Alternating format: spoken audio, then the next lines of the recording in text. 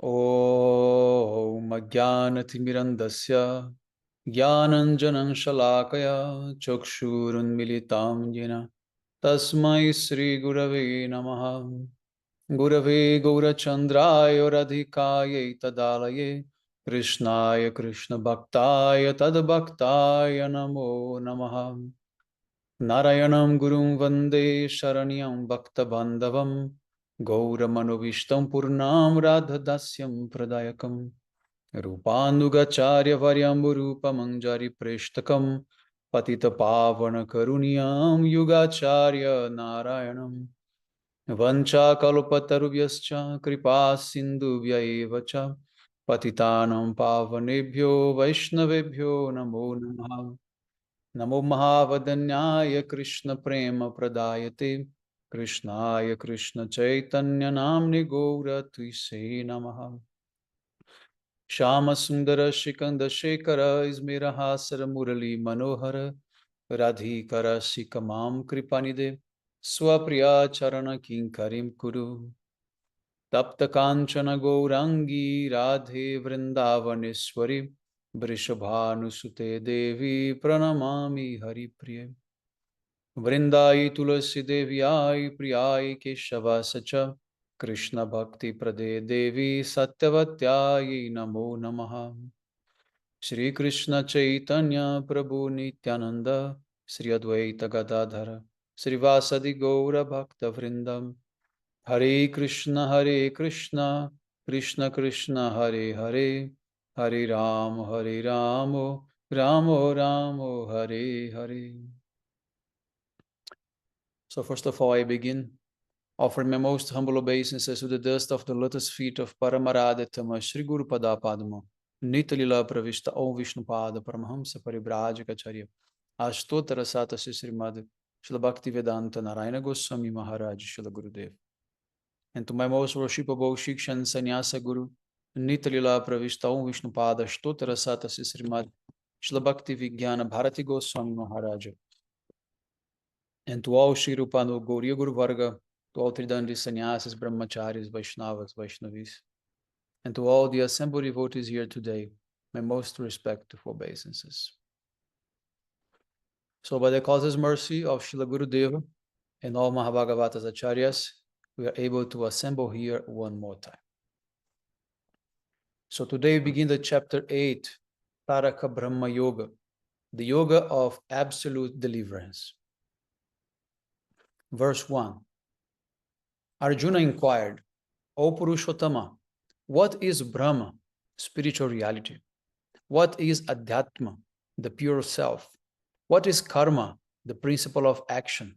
What is Adibhuta, the basis of this material manifestation? And what is Adideva, the principle underlying the demigods?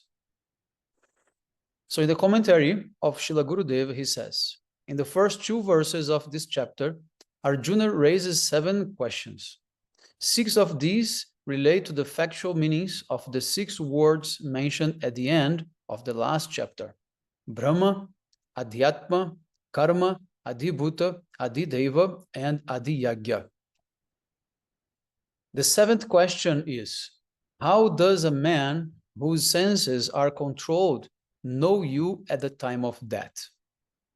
So in this chapter, Krishna is going to answer all these questions from Arjuna. And the most important subject of this chapter is the effect of thinking about Krishna in the time of death, on the time of death. Okay? So this is the main subject of this chapter. Then verse number 2. O Madhusudan, who is Adiyagya, the presiding deity of sacrifice? How does he dwell within the body? And by what means are you to be known at the time of death by persons whose mind is controlled? So these are all the questions put by Arjuna in this chapter.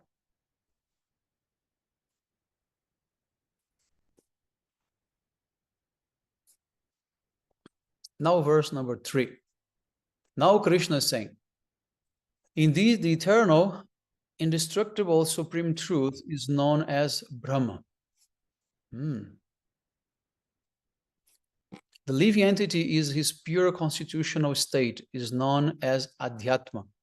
And the process of transmigrating through successive species of life, whereby the living entity undergoes birth, growth, and so forth, is known as karma. In the commentary, Srila Gurudeva says, Brahma means that which does not perish. It is called akshar, or immutable, because it is infallible. So the definition of Brahma is this. Brahma is immutable akshar, and also not perishable.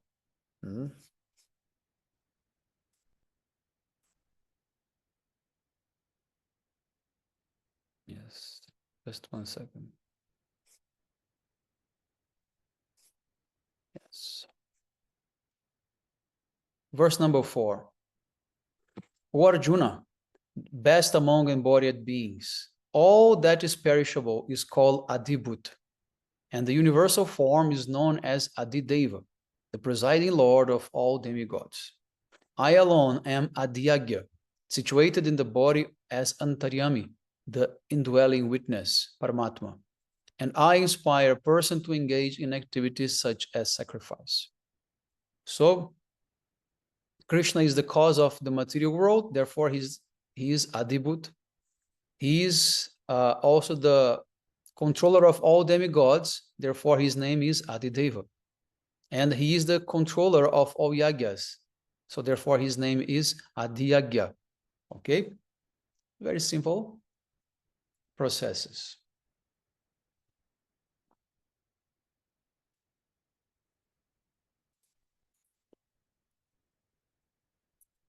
Next is verse 5. Whoever at the time of death leaves his body while remembering me alone surely attains my nature. Of this there is no doubt. Okay, now we start the most important thing actually for our whole life, is what's going to happen at the time of our death. At the time of leaving this body. How should be our state of consciousness? In what should we think about? And what's going to happen at that time if we are not practicing very strong sadhana? This is what Krishna is going to explain to Arjuna right now. So then verse number 6. Whatever one remembers at the time of giving up the material body, one is sure to attain that same state again, due to being always absorbed in such contemplation. This is a famous verse. The verse goes, Yam yam vapi smaram bhavam tyajati ante kalevaram tam tam evaiti konteya sadat tad bhava bhavita. So Krishna, he uses the word bhava. Bhava is not exactly thoughts. Bhava is actually a feeling, a mood. So that mood which you are cultivating during your life, that's going to be your state of consciousness. Okay, sometimes it is being translated as what you think, but it's a little deeper than just thinking. For example, if you die in some accident, something happens suddenly, you have no time to even be ready to think about Krishna. So that's not going to determine actually what's happening. But that bhava, that mood, that those feelings, those spiritual or material feelings and the state of consciousness that you have been cultivating previous to that time of that is going to be your next birth. Okay? So in the commentary, Gurudeva says, very, very important commentary. Gurudeva says, by remembering Bhagavan at the time of death, one attains his nature. Similarly, one attains a nature corresponding to the other beings and objects one remembers at the time of death. Bharat Maharaja thought of a young deer at the time of death, and in his next life, he received the body of a deer. For this reason, at the time of death, one must not think of anything except Bhagavan. To attain such consciousness, it is imperative that one endeavor in this direction from the very beginning of one's life. Remember the teachings of Prahlada Maharaj. Begin from childhood. Don't wait for old age when you think that you are done, you have accomplished everything. Now you're going to focus in your spiritual life. It's not going to happen. So therefore, we should start from very young age. Although Bharat Maharaj was a devotee of a high caliber, being situated on the platform of Bhava, he was reborn as a young deer by the will of the Lord to set an example for humanity. Then in his next two births, he completely avoided the association of materialistic persons because he was able to remember his past life. Thus, he remained engaged in the cultivation of bhakti. So he took birth as deer first, but he did not forget about his practice. So he used to live in the forest nearby the ashrams, so he could take the remnants of the sadhus there. He could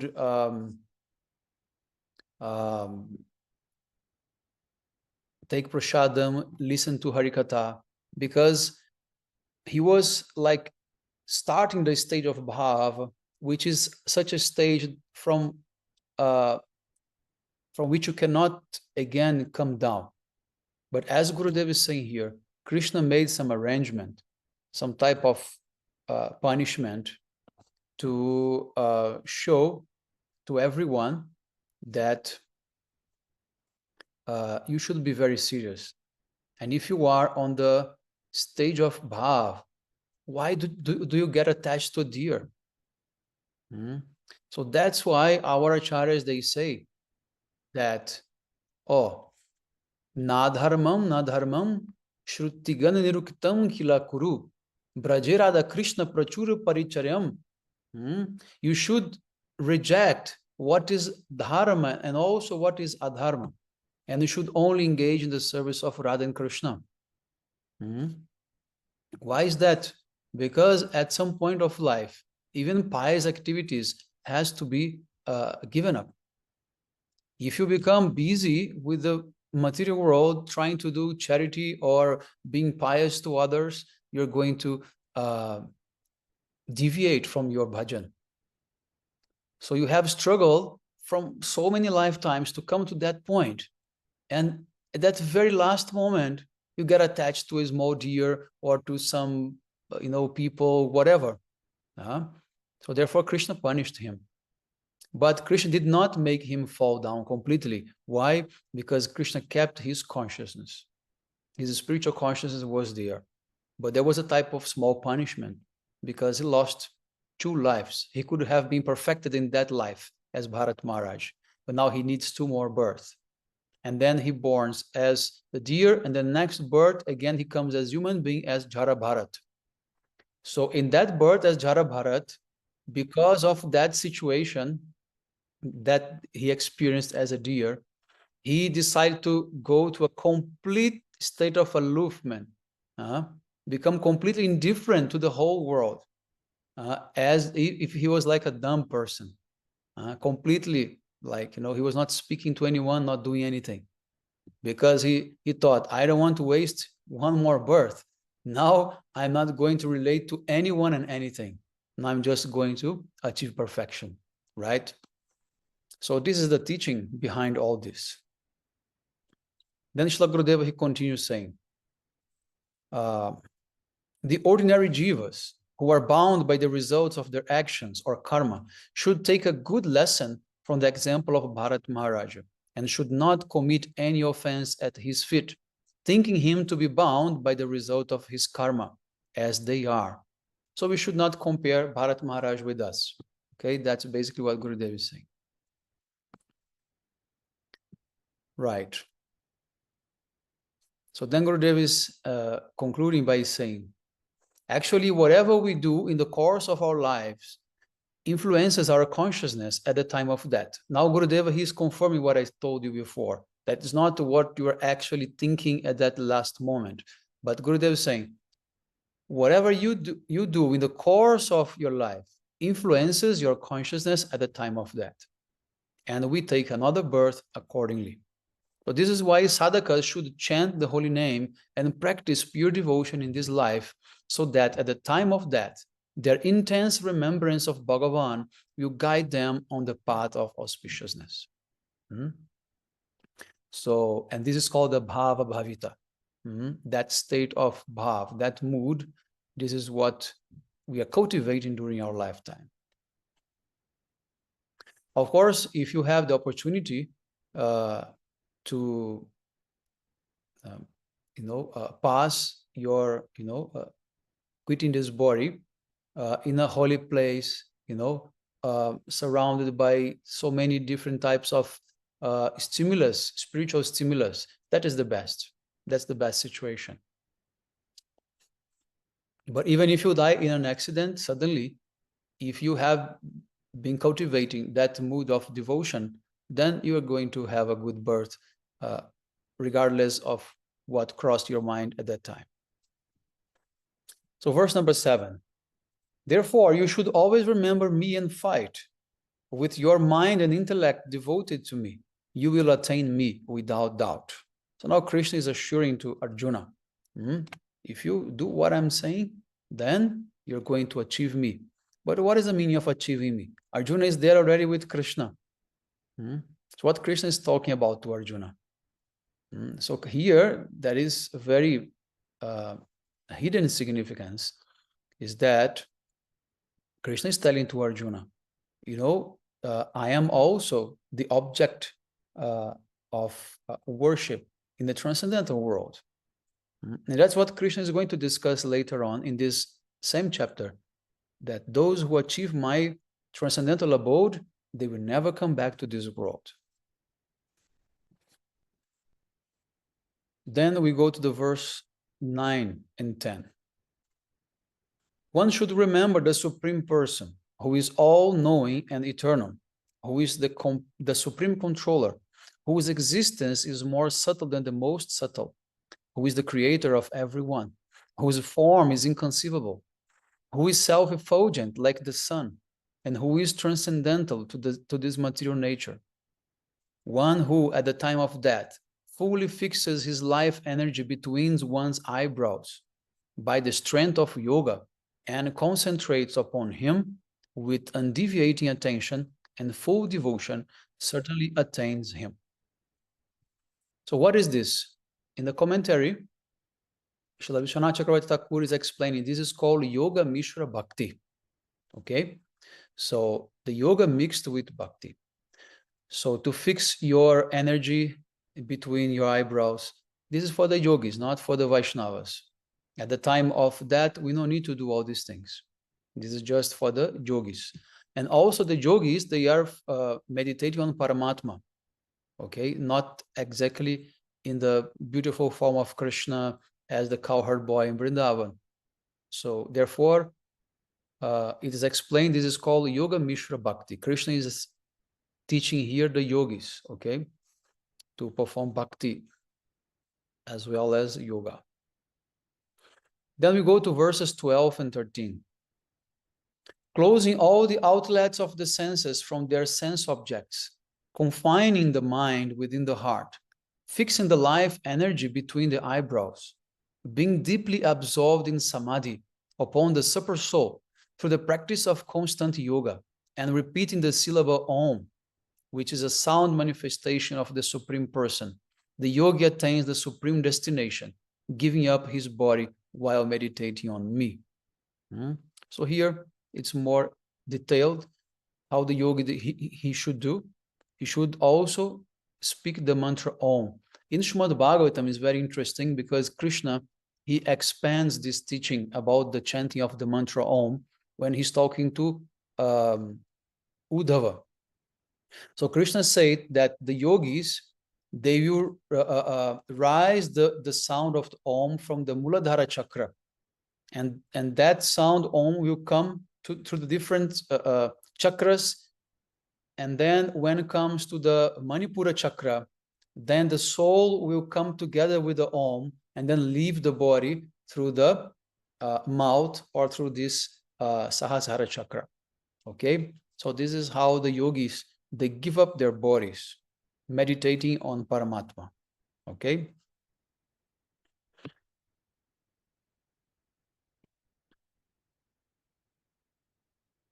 Now verse 15, also famous verse.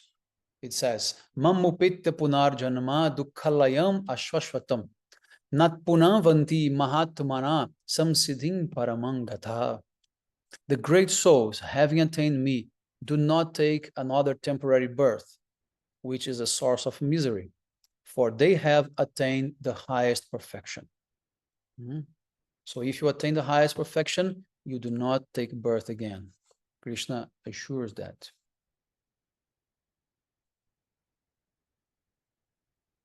In the commentary, Gurudeva, he puts some very good consideration about this. He says, those who have become indifferent to karma, jnana, yoga, and so forth, and who have not taken shelter of the various demigods, but worship Krishna alone with exclusive devotion, surely attain him.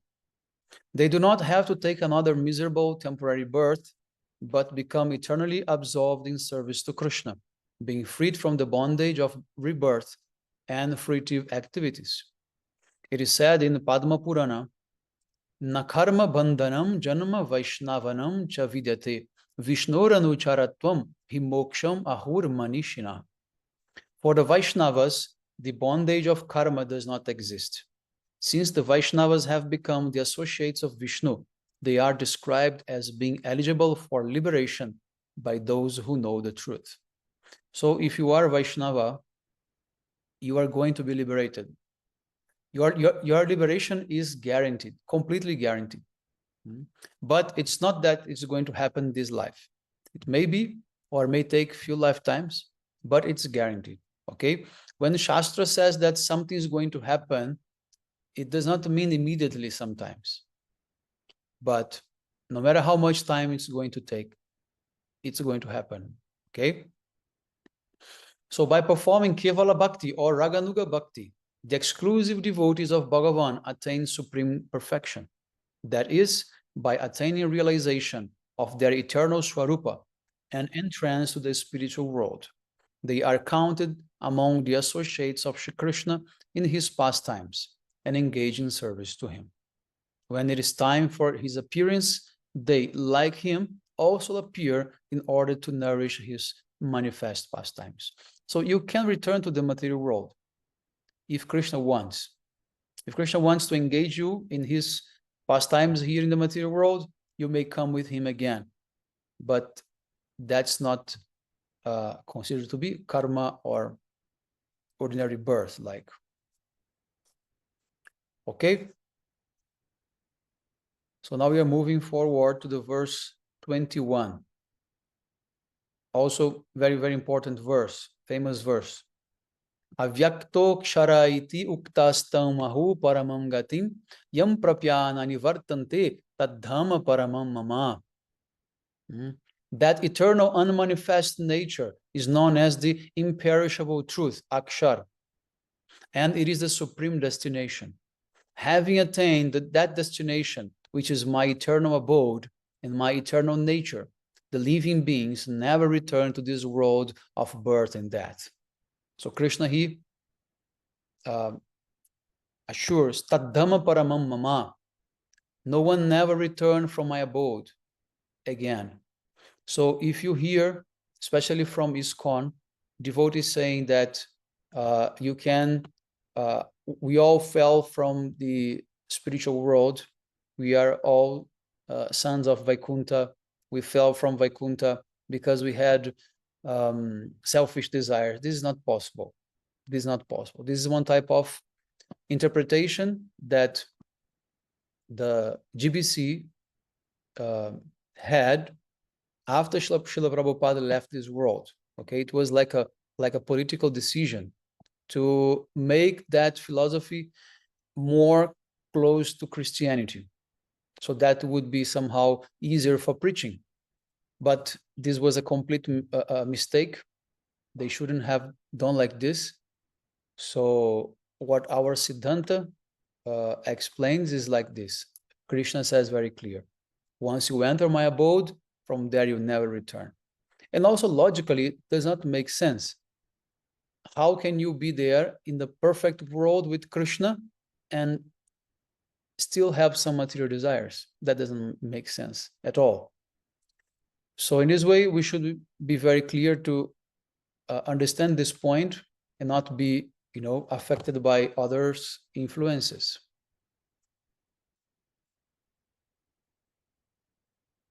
Then we move to the verse 25.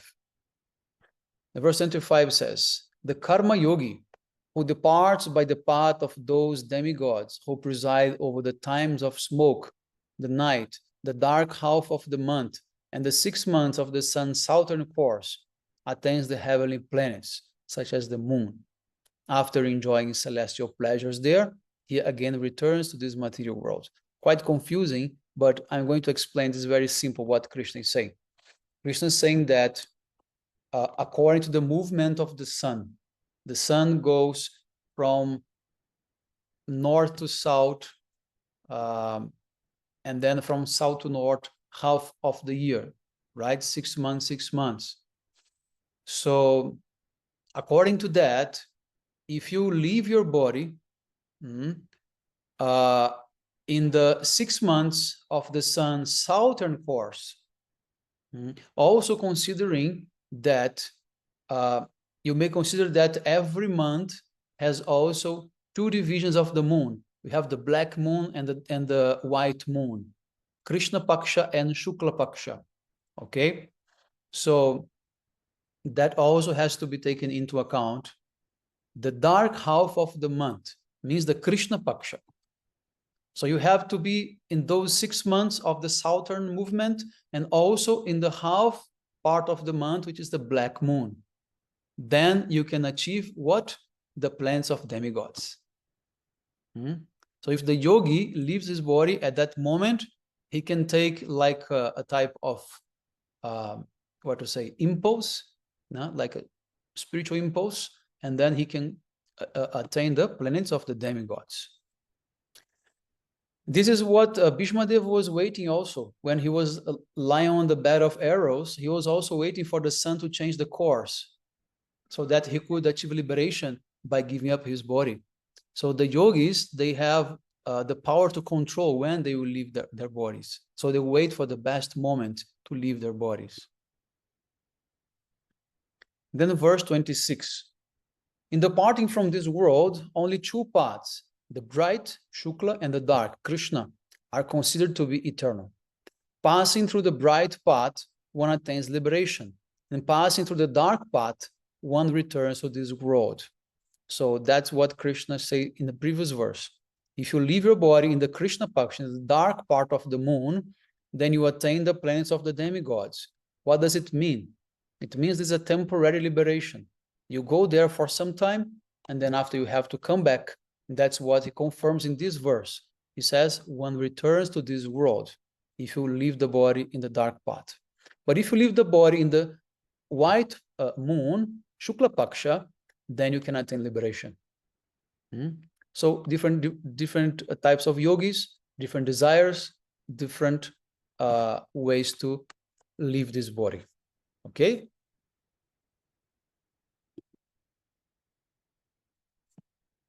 All right. Now the next verse is the verse 28. Also very important verse, which says, Vedeshu yageshu tapasu chaiva daneshu yat punya phalam pradishtam atyati tat sarvam idam viditva yogi param stanam upaiti chadyam.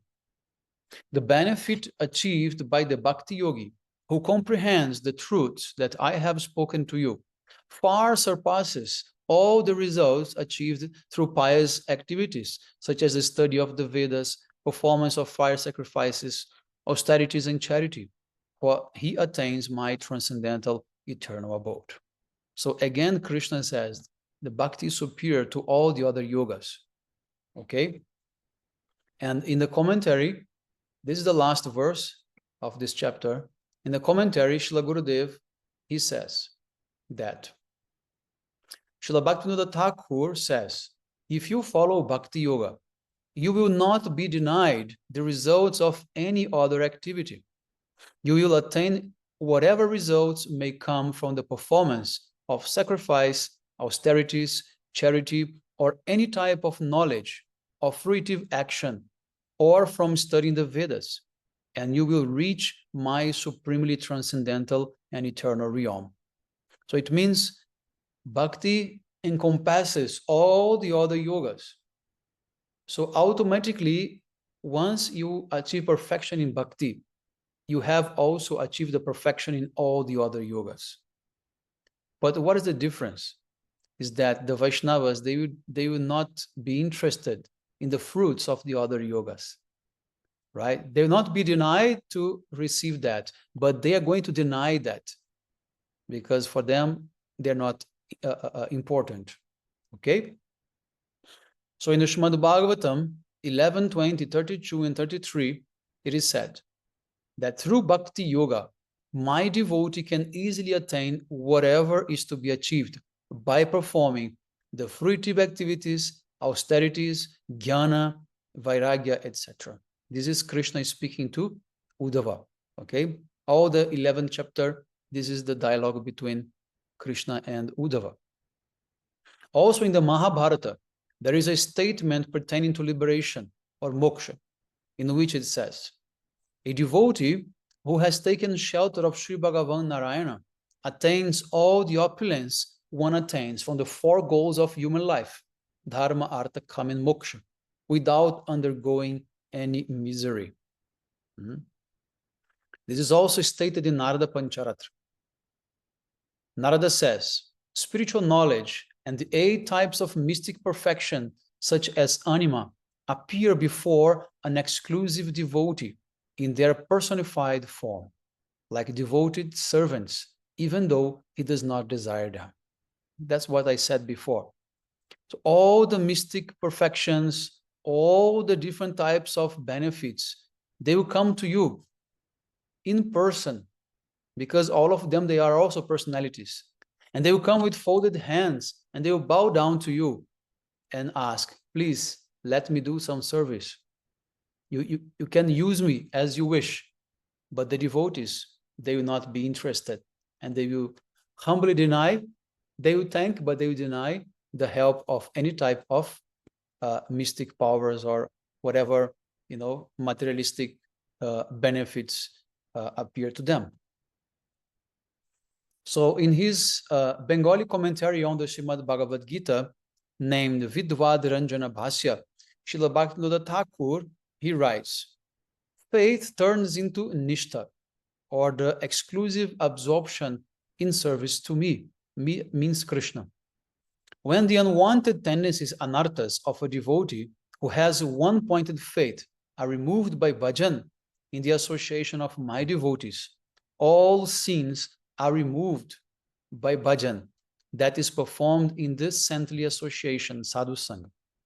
Even though faith may not have fully developed yet, even though an understanding of tattva may be lacking, and even though doubts about the worshipable deity may still linger as impurities. So what is being told here, that whenever you do any bhajan, bhajana means devotional practice, in the association of my devotees, Krishna say, all your sins, your anarthas are going to be removed. In other words, Mahaprabhu also told, you perform Harinama Sankirtan, the congregational chanting of the holy names. This is the best way to clean your heart, clean the chitta. So that removes anarthas, that removes sins, that removes everything. But that's the best way. So just sit together with devotees and chant. That's the best way to purify, and very quick advance from Shraddha, with the tender faith, to the Nishtha, to the established faith in the process. And by that, when these anarthas will be gone completely, then you achieve the stage of bhava. Then you realize your Swarupa, then you realize your Ishtadeva, everything comes. Then, to conclude, Gurudev is saying, one's bhajan becomes purified of these anarthas to the extent that the tendency of one's devotion becomes one-pointed, and he takes shelter of the pure absolute reality, Sri Bhagavan. So this is the essence of the 8th chapter. So for the bhaktas, Gurudeva, he concludes by saying that the more you have one-pointed devotion, the quicker your anarthas are going to be removed, right? So therefore, we should always try to be, as much as we can, one-pointed to our bhakti, and practice very seriously, dedicate our lives as much as we can, and by that, very quick, our heart will be clean, and we can realize everything that is just waiting for us. They're just waiting for us. We just need to endeavor a little bit, and so much can be accomplished. Okay, so this is the end of this chapter.